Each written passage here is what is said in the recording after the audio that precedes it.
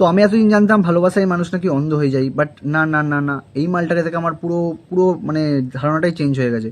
মানে ভালোবাসায় যে কিছু কিছু মানুষ এরকম চুতিয়া মানে ছাপড়িয়ে হয়ে যায়, সেটা এই মালটাকে না দেখলে আমি বিশ্বাস করতে পারতাম না। ये बड़ी अच्छी बात कही आप। ठीक।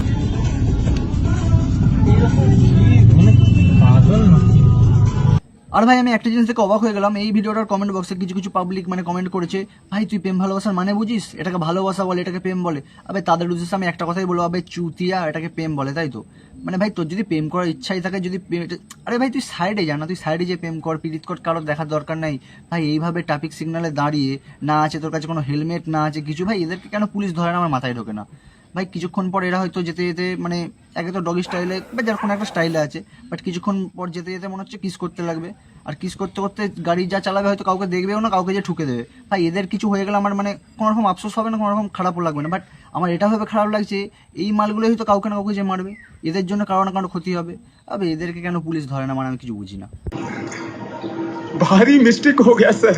আর এই দুই ছাপড়ি কাপলকে থেকে আমার একটা কথাই বারবার মাথায় আসছে, আর সেটা হলো की लाशों में ताजगी चाहता है आदमी, चूतिया है कुछ भी चाहता है फूलों की लाशों में। जिंदा है तो आसमान में उड़ने की जिद है।